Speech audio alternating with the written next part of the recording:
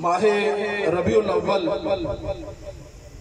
امت مسلمہ کے نزدیک بڑی اہمیت کا حامل ہے، اور سارے مسلمان ربیع الاول کے حوالے سے ایک خاص احساس رکھتے ہیں، محبت بھی رکھتے ہیں، اور اس کی وجہ یہ ہے کہ امت کی اکثریت کا اس بات پہ اجماع ہے کہ نبی رؤوف الرحیم صلی اللہ علیہ وسلم کی ولادت باسعادت ماہ ربیع الاول میں ہوئی ہے۔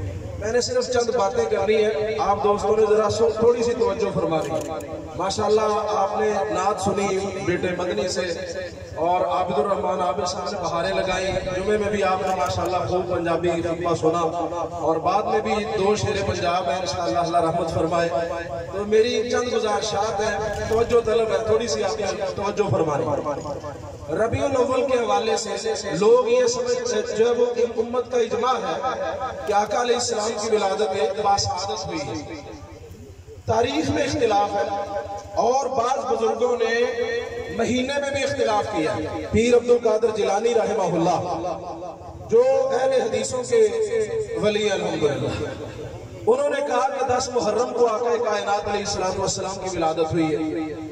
میں اپنے دوستوں سے اکثر پوچھتا ہوں کہ آپ لوگ پیر عبد القادر جیلانی رحمہ اللہ کے حوالے سے بڑی بڑی باتیں کرتے ہیں، حتیٰ کہ ایک مولوی صاحب فرما رہے تھے کہ پیر عبد القادر جیلانی رحمہ اللہ ماں کے پیٹ میں اللہ کے ولی تھے، جب ان کی ماں کو چھینک آتی تھی وہ اندر سے یرحمک اللہ کہا کرتے تھے، اور جب ان کی ولادت کا وقت آیا تو ولادت نہیں ہو رہی تھی۔ کسی بزرگ سے پوچھا گیا کہ کیوں نہیں ہو رہی، تو انہوں نے بتایا کہ پیر صاحب چونکہ ولیوں کے ولی ہیں تو یہ بڑے شرم والے ہیں، یہ ننگے باہر نہیں آنا چاہتے، ان کی ماں کو جو ہے وہ کوئی ریشمی کپڑا وہ نگل لے پانی کے ساتھ تاکہ وہ کپڑا پہن کے آ جائے۔ انہوں نے کپڑا نگلا اور پیر صاحب نے کپڑا پہن کے لنگوٹ باندھ کے آپ دنیا میں تشریف لائے۔ یہ مطلب یہ ہمارے اسٹیجوں سے لطیفے سنائے جاتے ہیں ماشاءاللہ، اور آگے سے عوام سبحان اللہ کہتی ہے۔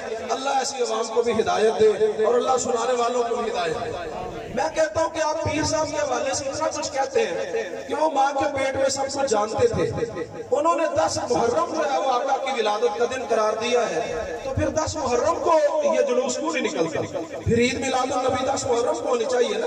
ایک جانب سے دوسرے جو لوگ ہیں ان کا گھوڑا نکلے اور ایک جانب سے عید میلاد النبی کا جلوس نکلے، دونوں آپس میں کسی جگہ اکٹھے ہو اور وہاں جو ہے وہ محبت پیار ہو۔ 10 محرم کو پیر صاحب نے کہا، اور بعض بزرگوں نے 27 رمضان کو میلاد قرار دیا، انہوں نے کہا کہ نبی رحمت علیہ السلام کی ولادت 27 رمضان کو ہوئی۔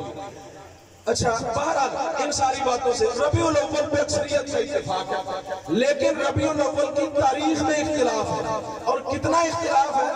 احمد رضا خان بریلوی جو ہے وہ اپنی کتاب فتاوی رضویہ میں وہ لکھتے ہیں کہ آقا علیہ السلام 8 ربیع الاول کو پیدا ہوئے تھے۔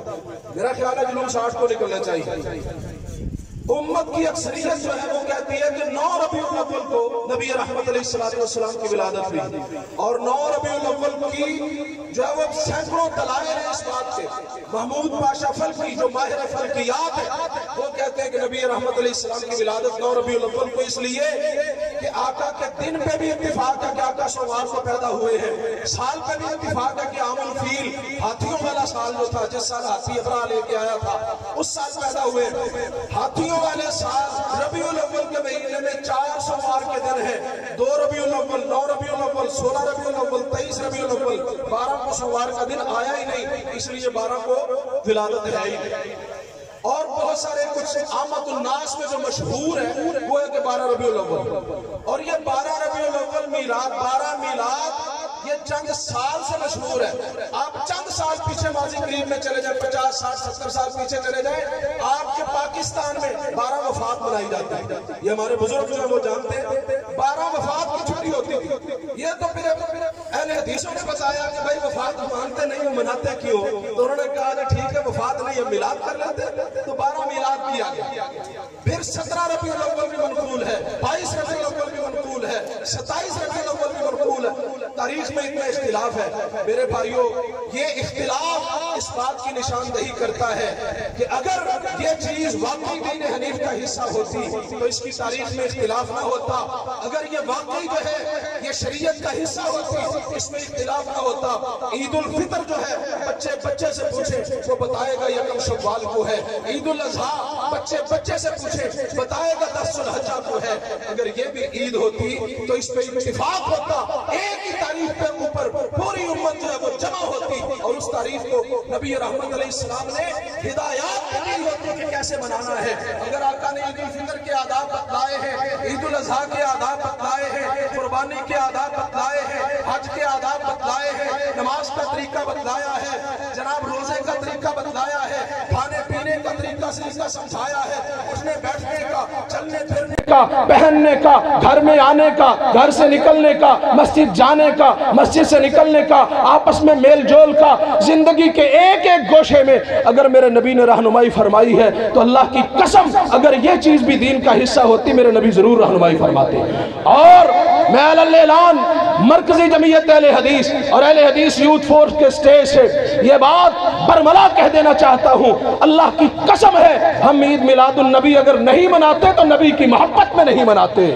میرے نبی کی محبت ہمیں منع کرتی ہے کہ ہم یہ نہ منائیں. کیوں؟ اس لیے کہ میرے نبی کی محبت کا تقاضا ہے کہ آقا کی بات مانی جائے, آقا کی اطاعت کی جائے, نبی رؤوف الرحیم صلی اللہ علیہ وسلم کی فرما برداری کی جائے. من احب سنتی فقد احبنی. آخری باتیں میری توجہ رکھیے, کوئی حرج نہیں ہے, توجہ رکھیے.